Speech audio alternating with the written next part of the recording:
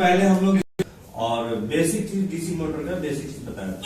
आज हम बात करेंगे डीसी मोटर का वर्गीकरण, क्लासिफिकेशंस ऑफ डीसी मोटर।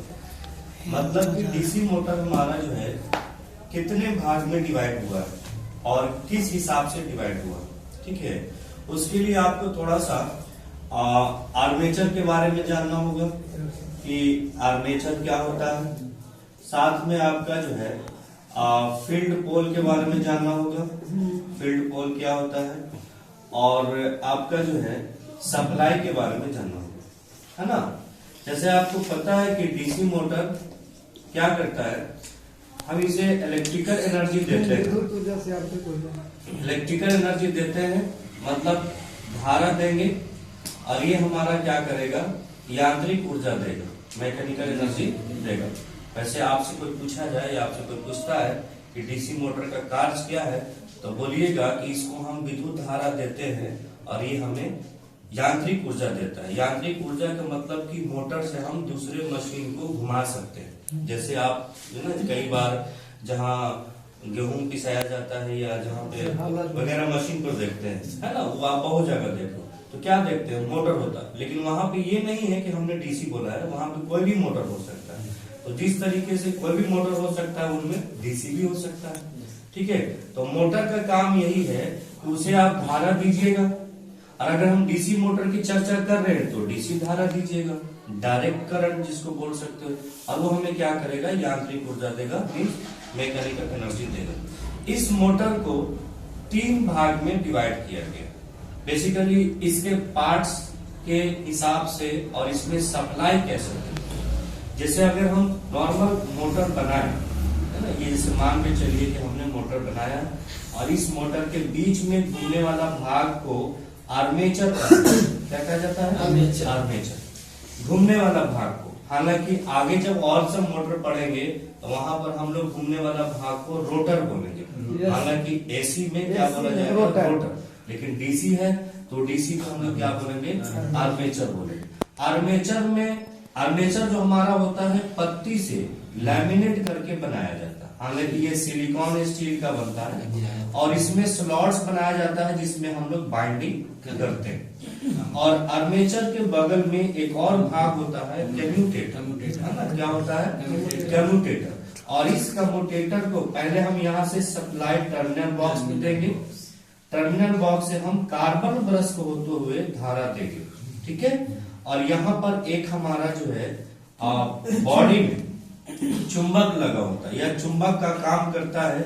ये चुंबक 2 तरह के हो सकता है। एक होता है हम क्या कर सकते हैं, इसमें हम कास्ट स्टील को, लोहा पत्ती को साट करके पोल बना दें, और पोल बनाने के बाद इसमें हम बाइंडिंग कर दें। तो बाइंडिंग कर देंगे तो ये हमारा क्या बन जाएगा, फील्ड पोल। फील्ड पोल इसलिए कि ये जब हम धारा देंगे इसमें तो ये भी हमारा चुंबक बन जाएगा। अगर धारा नहीं देंगे, बाइंडिंग नहीं करेंगे तो उसको पोल बोलेंगे, ठीक है। जब बाइंडिंग करेंगे, धारा देंगे तो उसको हम लोग क्या बोलेंगे, फील्ड पोल बोलेंगे, ठीक है। ये हमारा डिपेंड करता है कि कितना नंबर में होता है, 2 होता है, 4 होता है, 8 होता है, वो डिपेंड करेगा इसके आकार के ऊपर। लेकिन जब भी होगा तो पेयर में होगा, क्लियर था। तो एक अगर नॉर्थ होगा तो दूसरा क्या हो जाएगा, साउथ। तो इसी को हम लोग बोलते हैं फील्ड पोल, क्लियर दोस्त। और ये बीच वाला घूमने वाला भाग को क्या बोलते हैं, आर्मेचर। और इसको हम इसमें सप्लाई देंगे डीसी। तो हम ये जो डीसी मोटर का क्लासिफिकेशन है, इस क्लासिफिकेशन को इन चीजों, मतलब यहाँ पे जो 3 टर्म हमने लिखा है, ये 3 वर्ड जो लिखा है, इसी तीनों पर डिपेंड करता है, ठीक है। एकदम ध्यान से सुनना। जरूरी नहीं है कि आप जो है मोटर के बारे में रटो कि हम ऐसे जोड़ेंगे या ऐसे करेंगे तो हमारा सीरीज बनेगा, ऐसे करेंगे तो हमारा शंट बनेगा, या ऐसे रहेगा तो हमारा, मतलब इसमें भी बाइंडिंग है और ये आपका आर्मेचर है। अगर धारा, सुनिएगा ध्यान से, अगर धारा पहले फील्ड पोल से, मतलब धारा कहां से आया, यहां पर देखिएगा, टर्मिनल बॉक्स। अब टर्मिनल बॉक्स में कहां से दे रहे आप जानिए, टर्मिनल बॉक्स से कहां गया, फील्ड पोल, ठीक है। और फील्ड पोल से कहां गया, आर्मेचर में। टर्मिनल बॉक्स से फील्ड पोल में और फील्ड पोल से आर्मेचर में, चाहे जिस माध्यम से आप दो, अगर ये तीनों सीरीज में हुआ, क्या हुआ सीरीज में, तो इस वाले चीज को हम सीरीज मोटर बोलेंगे। क्लियर हो गया? ठीक है। अगर हम लोग जो है पहले यहाँ से धारा हमने बाइंडिंग में दिया, बाइंडिंग क्या करेगा, हमको चुंबक बनाएगा, हमें चुंबक की क्या है जरूरत है, आवश्यकता है। ठीक है। आर्मेचर क्या करता है, ये भी एक फील्ड बनाता है। तो अगर हम धारा पहले फील्ड पोल से होते हुए हम अगर आर्मेचर में देंगे तो वह वाला मोटर हमारा सीरीज मोटर कहलाएगा। याद रहेगा। दूसरा चीज, अगर टर्मिनल बॉक्स से दो तार निकाल दिया, एक हमने फील्ड के लिए और एक हमने आर्मेचर के लिए, एक हमने फील्ड, हमारा पैरेलल जा रहा है। क्या जा रहा है, पैरेलल जा रहा है। सुनिएगा ध्यान से, अगर हमारा धारा आर्मेचर टर्मिनल बॉक्स से हो, टर्मिनल बॉक्स से पहले किसको दिया, फील्ड को, और फील्ड के बाद किसको दिया, आर्मेचर को, मतलब एक ही तार से ऐसे जोड़ दिया, तो हमारा सीरीज मोटर कहलाएगा, डीसी सीरीज मोटर। और अगर हमने यहां से दो तार निकाल दिया, एक दे दिया फील्ड पोल को और एक दे दिया आर्मेचर, तो वो हमारा शंट मोटर कहलाएगा। अब जैसे मान के चलो कि हम कोई सामान आप लोगों को दे रहे हैं, तो हमने एक हाथ से इसको दे दिया और दूसरे हाथ से इसको दे दिया, ये क्या हो गया, दो भाग में डिवाइड हो गया, मीन्स पैरेलल मूवमेंट। और अगर हमने क्या किया कि इसी को दिया, उसके बाद फिर अगले बंदे को दे दिया, दूसरा हमने, ये हमारा सीरीज है ना। मतलब कि यहाँ से धारा फील्ड बाइंडिंग को और फील्ड बाइंडिंग से आर्मेचर को, तो सीरीज मोटर। और अगर हमने आधा धारा इधर आधा उधर, या जैसा रिक्वायरमेंट है, आधा नहीं बोल सकते, जैसा रिक्वायरमेंट है उसी हिसाब से दो भाग में बांट दिया, तो हमारा शंट मोटर कहलाएगा। अगर हमारा जो है, ध्यान से सुनिएगा, अगर हमने क्या किया, तीन तार निकाला, यहां से टर्मिनल बॉक्स में एक धारा निकाला, फील्ड बाइंडिंग में गया और फील्ड बाइंडिंग से आर्मेचर में गया। दूसरा चीज, एक और हमारा ऐसा धारा है कि डायरेक्ट आर्मेचर में गया, तो हम क्या देखेंगे, ये सीरीज भी हो रहा है और ये पैरेलल भी हो रहा है, मतलब सीरीज भी हो रहा है और पैरेलल भी हो रहा है। उस प्रकार के मोटर को हम लोग कंपाउंड मोटर बोलेंगे।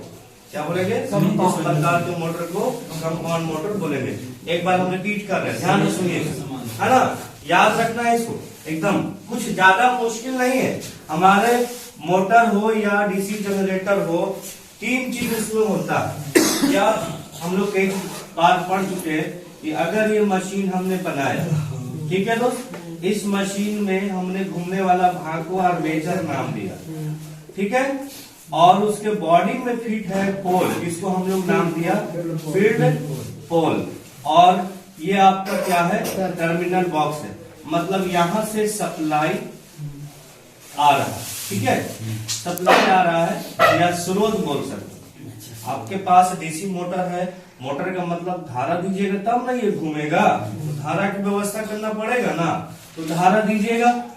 तो यहां भी धारा देना है, यहां भी देना है, यहां देना है फील्ड चुंबकीय क्षेत्र बनाने के लिए, यहां भी चुंबकीय क्षेत्र बनाने के लिए, दोनों तरफ चुंबकीय क्षेत्र बनता है, लेकिन दोनों तरफ देना, मतलब कि घूमने वाला भाग में भी देना है और स्थिर भाग में भी देना। ये सिंगल नहीं है, ये इस तरह के से हो सकता है, ऐसे घूमने, ऐसे भी है, मतलब इस तरीके से 4 भी हो सकता है, 8 6 भी हो सकता है। देखिए इस तरीके से है, मतलब सभी में धारा आपको देना है, और बीच में ये घूमने वाला भाग है आर्मेचर, मतलब ये इसमें भी धारा देना है।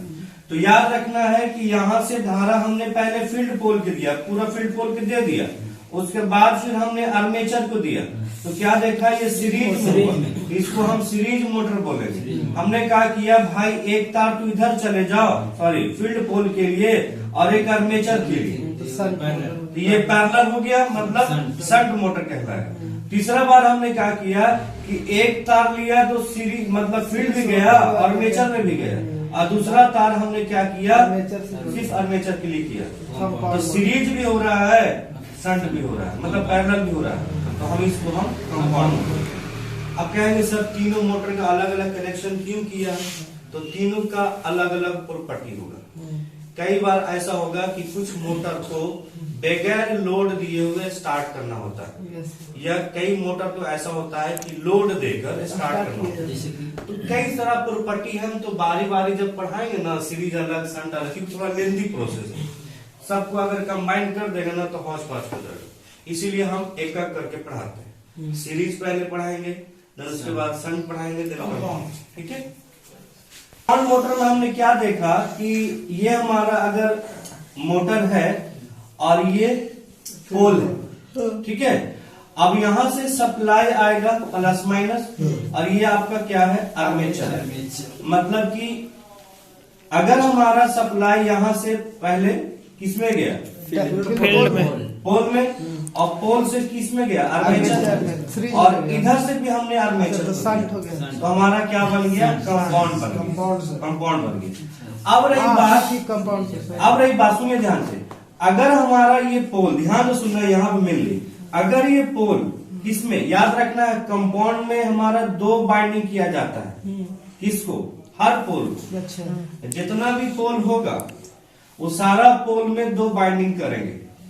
एक हमने पोल को बाइंडिंग कर दिया सीरीज में जोड़ने के लिए आर्मेचर के साथ, है ना, सीरीज में जोड़ेंगे, और एक हमने जो है पैरेलल में जोड़ने के लिए बाइंडिंग करेंगे।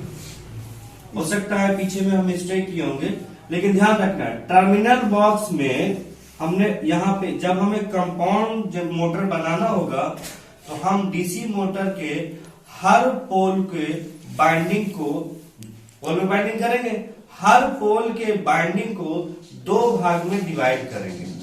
क्लियर, दो भाग में डिवाइड, किसको, पोल को, पोल को दो भाग में डिवाइड करेंगे, और एक पोल के बाइंडिंग को सीरीज में जोड़ेंगे और एक बाइंडिंग को पैरेलल में जोड़ेंगे। तब ये हमारा मोटर जो तैयार होगा ये कंपाउंड मोटर होगा। अब ये कंपाउंड मोटर हमारा दो भाग में बटा हुआ है, एक बटा हुआ है कम्युलेटिव और एक बटा हुआ डिफरेंशियल। माइंड में सेट कर लीजिए कि दो बाइंडिंग करेंगे किस में, पोल में, तो एक हमारा सीरीज में जुड़ेगा और दूसरा हमारा पैरेलल में जुड़ेगा, तब कंपाउंड मोटर बन गया। क्लियर, हमारा सीरीज के लिए और पैरेलल में कंपाउंड बन गया। अगर दोनों का सप्लाई का डायरेक्शन सेम रहेगा, एक ही दिशा में रहेगा, धारा इसमें भी देना है और धारा इसमें भी देना है, दोनों का धारा ऐसे चलेगा क्लॉकवाइज मान के चलिए, तो ये हमारा कम्युलेटिव होगा। क्लियर। दूसरा चीज, अगर दो बाइंडिंग है कंपाउंड, एक सीरीज है पैरेलल, कंपाउंड, अगर धारा का दिशा एक का क्लॉकवाइज और दूसरे का एंटी क्लॉकवाइज, तब हमारा डिफरेंशियल होगा। बात समझ आई, रिपीट अगेन रिपीट। हाँ देखिए ध्यान से, हमने क्या किया कि कंपाउंड मोटर बनाने के लिए जो हम पोल स्थापित करते हैं उस पोल पर दो बाइंडिंग स्थापित करेंगे, एक हमने सीरीज के लिए और एक हमने पैरेलल के लिए, तब हमारा ये मोटर कौन सा बनेगा, कंपाउंड मोटर बनेगा। अगर दोनों बाइंडिंग का धारा सेम दिशा में होगा, मीन्स क्लॉकवाइज होगा, तो ये हमारा चुंबकीय फ्लक्स का दिशा एक जैसा होगा, और चुंबकीय फ्लक्स जब जुड़ेगा, ऐड होगा, तो वो हमारा कम्युलेटिव होगा। तो हम अगर चुंबकीय फ्लक्स से अभी याद नहीं करते हैं, ज्यादा हौच पौच लग रहा है, तो आप खाली ये समझिए कि दोनों का धारा अगर सेम दिशा में प्रवाह करेगा तो वो हमारा कम्युलेटिव होगा। अगर दोनों में से किसी दूसरे, मतलब दोनों का दिशा विपरीत होगा, दोनों धारा का दिशा डायरेक्शन विपरीत होगा, अपोजिट होगा, मतलब एक क्लॉकवाइज, जरूरी नहीं है कि ऊपर का क्लॉकवाइज करे, किसी का भी क्लॉकवाइज, मतलब डायरेक्शन अलग होना चाहिए। जब डायरेक्शन अलग होगा तो इसके द्वारा बनता हुआ जो चुंबकीय क्षेत्र होगा, मैग्नेटिक फील्ड होगा, उसका भी दिशा चेंज रहेगा। तो जब दिशा चेंज होगा, डायरेक्शन चेंज होगा, है ना, तो उसको हम लोग क्या बोलेंगे, डिफरेंशियल कंपाउंड मोटर। क्लियर हो गया। अब हमारा कम्युलेटिव में दो प्रकार का बटा हुआ है, सुनिएगा, long shunt cumulative compound motor और short shunt cumulative. Long cumulative में क्या है, दोनों का डायरेक्शन सेम। कम्युलेटिव में क्या है, दोनों का डायरेक्शन सेम। अब अगर एक में बाइंडिंग ज्यादा है और एक में बाइंडिंग कम है, जिसमें बाइंडिंग ज्यादा है अगर उसको आप पैरेलल में जोड़ दिया है, सुनिएगा, जिसमें बाइंडिंग ज्यादा है डायरेक्शन सेम, कंपाउंड पहले कैसे दो भाग में बांटा, दोनों का दिशा सेम किया तो कम्युलेटिव। अगर बाइंडिंग ज्यादा है उसको आपने पैरेलल में जोड़ा है, जिसमें बाइंडिंग कम है उसको आपने सीरीज में जोड़ा है, तो पहला दो भाग में दिया कंपाउंड सेम डायरेक्शन हुआ कम्युलेटिव। अगर पैरेलल में ज्यादा लपेट वाले के जोड़ दिया तो long shunt cumulative compound. Clear. लेकिन अगर हमारा कम बाइंडिंग वाले को पैरेलल में जोड़ दिया तो short shunt cumulative compound motor. Clear हो गया, ठीक है। नेक्स्ट बात करते हैं डिफरेंशियल का। तो डिफरेंशियल कंपाउंड मोटर तो हमने समझा दिया क्या, कि अगर दो बाइंडिंग करेंगे तो कंपाउंड बनेगा, दोनों का डायरेक्शन अलग अलग रखेंगे तो डिफरेंशियल बनेगा। अगर ज्यादा बाइंडिंग वाले को पैरेलल में जोड़ दिया है तो लॉन्ग शंट डिफरेंशियल कंपाउंड बनेगा, और कम बाइंडिंग वाले को पैरेलल में जोड़ दिया, पैरेलल ध्यान से रखना, पैरेलल वाले को ही ध्यान में रखना है, सीरीज वाले को नहीं, है ना। क्योंकि यहाँ पे लॉन्ग शंट मतलब पैरेलल, शॉर्ट शंट मतलब लॉन्ग मतलब ज्यादा तार वाला पैरेलल में, और शॉर्ट शंट मतलब कम तार वाला पैरेलल। क्लियर हो गया। एक बार शुरू से रिवाइज करते रहे, ध्यान से सुनिएगा। हमने डीसी मोटर को वर्गीकरण कर रहे, मतलब डीसी मोटर को कितने भाग में है कि कितने भाग में होता है उसको बांट रहे। तो किस तरीके से बढ़ता है, तो सिर्फ धारा के दिशा से या धारा के बंटवारा से। हमारे पास इसमें दो मेन भाग होता है, एक होता है आर्मेचर और एक होता है फील्ड बाइंडर, जिससे दोनों से हमें चुंबकीय क्षेत्र ही लेना होता है मेन। क्लियर। अगर हम धारा टर्मिनल बॉक्स से फील्ड बाइंडिंग से होते हुए आर्मेचर में लेते हैं, मतलब दोनों को सीरीज में करते हैं, तो वो हमारा सीरीज मोटर कहलाता है। अगर हम धारा दोनों को अलग अलग भाग में कर देते हैं, मतलब फील्ड बाइंडिंग को अलग और आर्मेचर को अलग, तो हमारा शंट जनरेटर कहलाता है। लेकिन अगर हम फील्ड बाइंडिंग को एक बार सीरीज में जोड़ते हैं और एक बार पैरेलल में जोड़ते हैं, फील्ड बाइंडिंग को एक बार सीरीज में और एक बार पैरेलल से देते हैं धारा आर्मेचर को, मतलब दोनों दो भाग में बांटते हैं इसको फील्ड बाइंडिंग, तो हमारा कंपाउंड मोटर कहलाता है। कंपाउंड मोटर हमारा जो है दो भाग में बढ़ता है। कंपाउंड मोटर आप समझिएगा कि फील्ड बाइंडिंग जो है उसको दो भाग में बांटा गया है।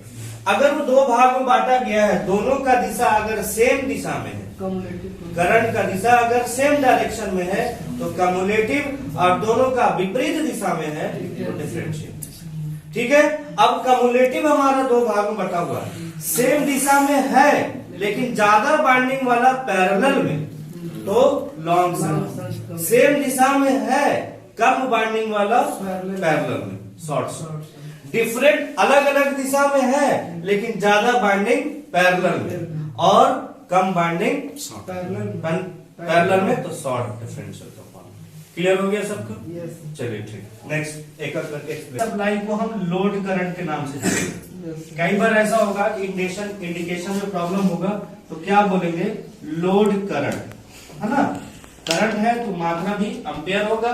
तो पहले हमारा ये लोड करंट या सप्लाई करंट कहाँ गया, फील्ड बाइंडिंग, और ये फील्ड बाइंडिंग मतलब एफ से, और ये हमारा आर्मेचर के साथ सीरीज में है या लोड के साथ सीरीज में है, इसलिए एसी लिखते हैं। क्लियर। सर्किट डायग्राम कहा जा सकता है डीसी सीरीज मोटर के लिए। यहां से सप्लाई आया, फील्ड बाइंडिंग से कहा गया, फिर आर्मेचर में। ठीक है। तो आर्मेचर में गया तो आर्मेचर में जो करंट गया है उसको क्या बोलेंगे, आर्मेचर करंट बोलेंगे, है ना। आर्मेचर करंट को हम लोग जो है IA से लिखते हैं।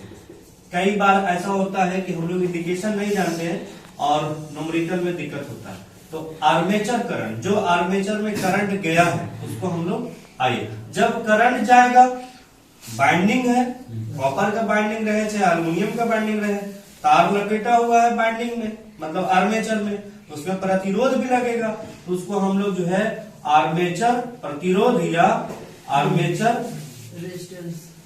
रेजिस्टेंस बोलेंगे। ठीक है दोस्त। इसी तरीके से हमारा सीरीज, यहां से करंट आया तो इसमें गया होगा करंट, है ना, इसको हम लोग जो है सीरीज फील्ड करंट बोलेंगे। ठीक है।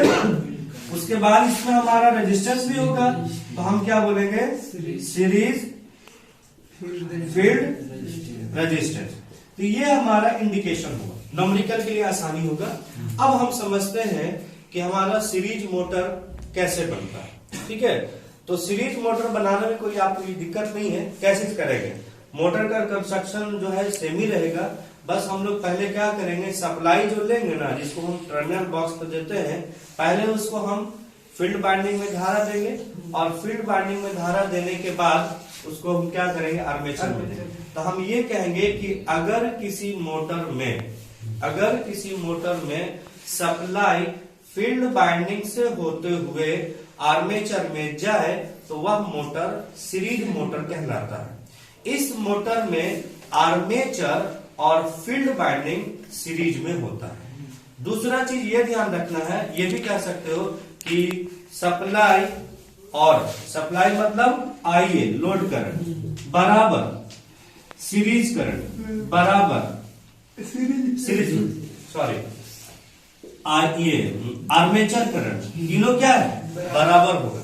अगर यहां से हम 10 एम्पियर दिया है, वही करंट यहां पूछेगा 10 से एम्पियर, और वही वाला करंट आर्मेचर में भी पूछेगा। तो हम कहेंगे कि हमारा सीरीज मोटर में लोड करंट या सप्लाई करंट बराबर होता है फील्ड करंट के, बराबर होता है आर्मेचर। कई बार क्वेश्चन ऐसे पूछ लिया, किसी डीसी सीरीज मोटर में 5 एम्पियर हमने सप्लाई दिया, तो बताइएगा कि आर्मेचर में करंट कितना होगा, तो 5 एम्पियर, क्योंकि सीरीज मोटर में करंट क्या होता है, सेम होता है, वही रहता है ना, इसीलिए वही। ये भी ध्यान रखना है कि इसका जो बाइंडिंग होगा ना, सीरीज मोटर में एक ध्यान रखिएगा, इसका जो बाइंडिंग होगा वो कम लपेट में होगा। रीजन बताएंगे, कम लपेट में, और साथ में जो तार होगा ना, याद रखना है, कम लपेट और मोटा तार होगा। ये कई बार सवाल पूछ लेता है, सब मोटर में डिफरेंट करेगा ना, तीनों मोटर पढ़िएगा ना तो कंफ्यूजन हो जाएगा, इसलिए पहले क्लियर करेंगे क्या कि सीरीज मोटर का फील्ड बाइंडिंग का तार लपेट जो होता है कम होता है। अगर और मोटर की अगर हम बात करें तो, और उसमें तार थोड़ा मोटा होता है। क्लियर हो गया। इसके बाद कई और पॉइंट पढ़ना है, ये तो आपको न्यूमेरिकल पोर्शन है, याद रखना। इसे आप ऐसे भी लिख सकते हो, हम जो है V होता है सप्लाई, और Rn बराबर क्या होता है, V होता है आर्मेचर करंट या RAC, क्योंकि ओम का नियम कहता है ना, ओम का नियम क्या कहता है, V बराबर IR। यहाँ पे गलती कर रहे हैं ना, हम IR के जगह पे VL इंटू RN लिखेंगे, बराबर VAC इंटू RAC बराबर VA इंटू RN, ये भी लिख सकते हैं। ठीक है, ये हमारा न्यूमेरिकली पोर्शन हुआ, ध्यान में रखना है। अब देखना है इस तरह के मोटर में कई और चीज पढ़ना है, जिसको हम लोग विशेषता बोलेंगे, क्योंकि सबसे ज्यादा इंपॉर्टेंट वही है और उसी से ज्यादा क्वेश्चन आपको पूछेगा। ठीक है, विशेषता में क्या होता है कि सीरीज मोटर में अगर लोड को बढ़ा दिया जाए तो उसकी गति क्या होगा, या टॉर्क को बढ़ा दिया जाए तो उसका गति क्या होगा, स्पीड क्या होगा, या स्पीड को बढ़ाना है तो लोड में क्या परिवर्तन किया जाए। कई तरह की चीजें हैं और कई तरह से क्वेश्चन पूछता है। मतलब ये समझना है कि मोटर तो ये बेसिक चीज है, इससे सवाल नॉर्मल एग्जाम में करेगा, लेकिन अगर कंपटीशन में सवाल करना है और डीसी मोटर का मतलब लेवल थोड़ा सा बढ़ाना है, तो हर मोटर का विशेषताएं जरूर पढ़े, क्योंकि विशेषताएं से ही क्वेश्चन छूटेगा। क्लियर। तो आप विशेषता का डिस्कशन करेंगे, इसको नोट कर लीजिए, है ना। फील्ड बाइंडिंग में गया और फील्ड बाइंडिंग के बाद फिर आर्मेचर में गया, तो हमारा क्या बन गया, डीसी सीरीज मोटर। और इस मोटर में हमारा जो बाइंडिंग होता है फील्ड बाइंडिंग, वो मोटे तार तथा कम लपेट का होता है, ये बताया। अब इस मोटर का कुछ खूबियां हैं, विशेषताएं। पहले तो आप दिमाग में बैठा लीजिए कि इस मोटर को बगैर लोड दिए हुए चालू नहीं करना चाहिए। बगैर लोड हाँ, क्योंकि इसका लोड अगर शून्य हो जाए, इसमें लोड दो तरह की बात होगी। पहली चीज को समझा देते हैं कि लोड एक तो हुआ लोड, एक हुआ लोड करंट। कई बार ऐसा दिक्कत होता है कि सर लोड बार बार बोल रहे लोड करंट। लोड करंट का मतलब हुआ कि हम सप्लाई जो दे रहे हैं उस करंट का मान घट सकता है, बढ़ सकता है, जो हम सप्लाई दे रहे हैं वो लोड करंट हुआ। और एक लोड सिर्फ बोला जाएगा जिसको हम भार बोलते हैं। ये मत सोचना कि इस मोटर पे आदमी को 2-4 को बिठा दे, नहीं। मतलब कि मोटर के द्वारा, जैसे अगर ये मोटर है, इस मोटर के शाफ्ट से या पट्टा से, जैसे आप लोग मशीन जहां देखते हैं मिल वगैरह में कि मोटर है, मोटर के पट्टा से दूसरे मशीन कनेक्ट कर दो, तो मशीन में गेहूं डालते हैं पीसने के लिए। अगर ये पट्टा से कनेक्ट कर दिया है, उस मशीन में अगर गेहूं हमने नहीं डाला, जिसका मतलब लोड 0 है ना, ये पट्टा से कनेक्ट नहीं किया है, लोड 0 है। लेकिन हमने क्या किया, पट्टा से कनेक्ट भी कर दिया और उसमें खूब सारा गेहूं भर दिया, तो लोड बढ़ रहा है और भर दिया। कई बार ऐसा होता है कि बंद भी हो जाता है। धान जब कुटाता है तो रुक जाता है, हाँ पहले धान कुटाता है। तो ये हम वहां पे ये मत सोचना कि ये डीसी सीरीज मोटर होता होगा। हमने कोई भी मोटर की बात कर रहे हैं और यहाँ पे हम लोड आपको समझा रहे हैं कि लोड किसको कहते हैं। तो लोड का मतलब मशीन के द्वारा, ये मोटर के द्वारा जो मशीन चला रहे वो मशीन हमारा लोड हो गया। बड़ा मशीन, छोटा मशीन, मशीन में जो चीज डाला जा रहा वो सब क्या हो गया, लोड हो गया। ठीक है। तीसरा चीज हमें बात करते हैं टॉर्क के बारे में। अगर मशीन ये मान के चलिए सॉफ्ट है, ये मशीन में जब चलने लगता है तो इसमें एक बल पैदा होता है, घुमाव बल, इसको हम बेसिक में बता रहे थे। वैसा बल कि अगर इसको पट्टा से कनेक्ट कर दे तो हमारा मशीने को घुमा देगा, मतलब अगला जो जुड़ा होता है। तो ये जो बल होता है ना, इस पर टॉर्क पर, इसी बल को, इस बल के माध्यम से दूसरा मशीन अगर घूमता है तो हम बोलते हैं इसको क्या बोलते हैं, टॉर्क। क्या बोलेंगे, टॉर्क। याद रखना, टॉर्क इसको घुमाव बल भी बोल सकते हो, टॉर्क बोल सकते हो। ठीक है। तीसरा हमारा इसमें आता है स्पीड, गति, क्योंकि इसमें रोटेशन है, यांत्रिक ऊर्जा है, तो गति की भी बात होगा। तो मतलब डीसी सीरीज मोटर में ये 3 मेन कैरेक्टरिस्टिक्स है, विशेषताएं हैं। पहला विशेषता है क्योंकि 2 चीजों से कंपेयर किया जाता है। पहला विशेषता है टॉर्क और लोड, मतलब घुमाव बल और लोड। मतलब इसमें से मोटर से दोबारा जो हमें ताकत मिल रहा है और हम दूसरा मशीन उसको चला उसका लोड, ये दोनों का विशेषता है। तो ध्यान रखिएगा, पहले इसको समझाते हैं। डीसी सीरीज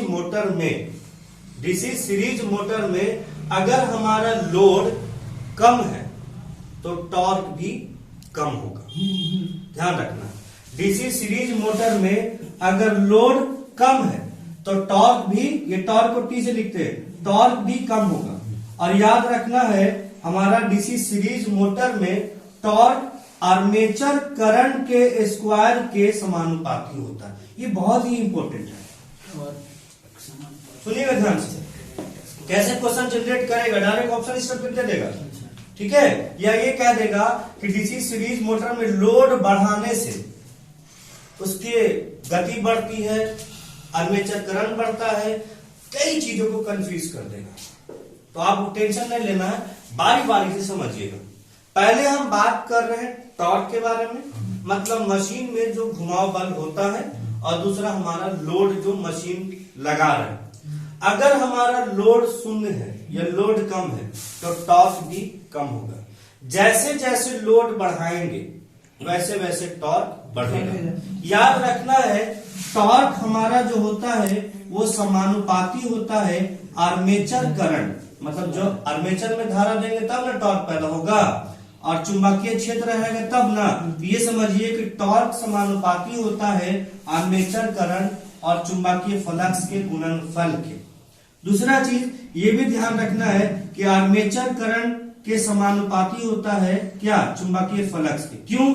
क्योंकि ये कहां पे होता है, फाई बराबर कहां होता है, आई एसी में होता है।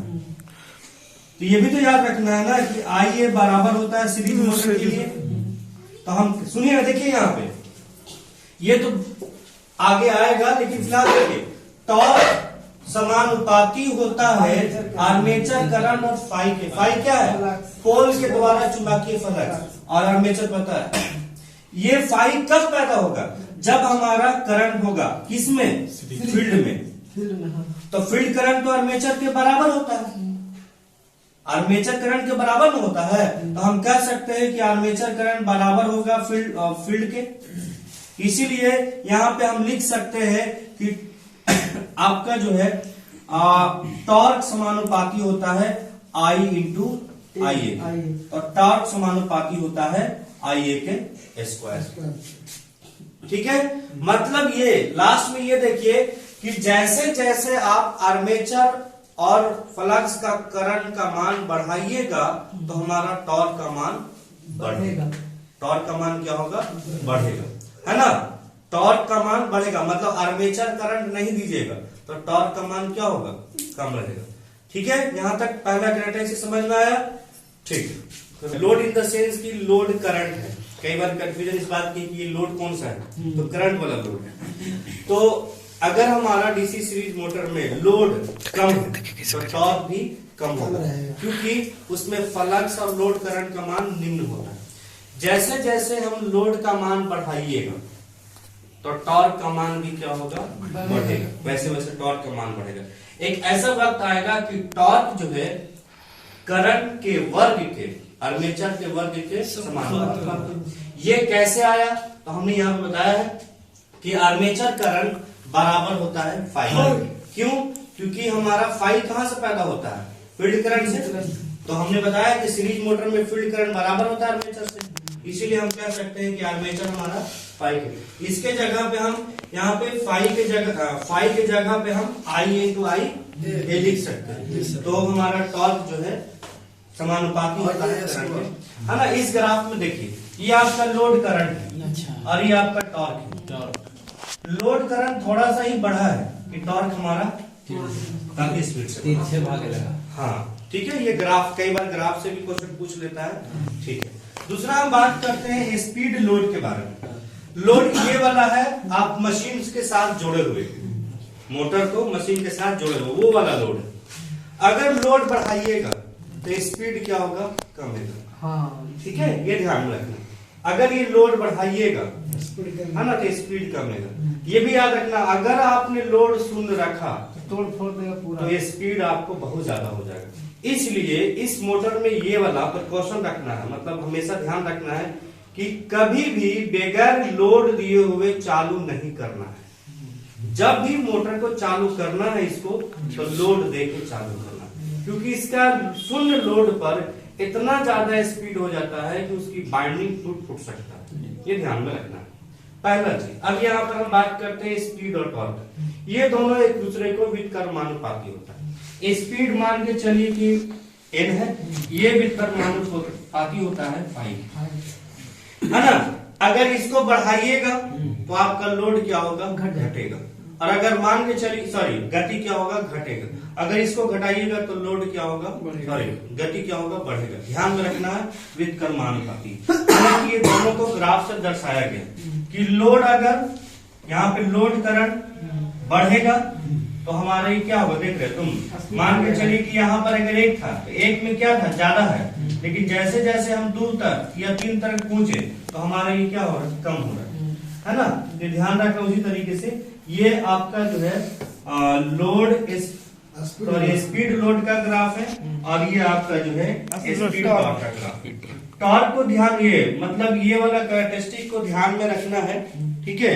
उसके बाद एक चीज और सुनिए, इस मोटर को वैसे जगह पे प्रयोग किया जाता है जहां पर स्टार्टिंग टॉर्क की आवश्यकता ज्यादा होती है।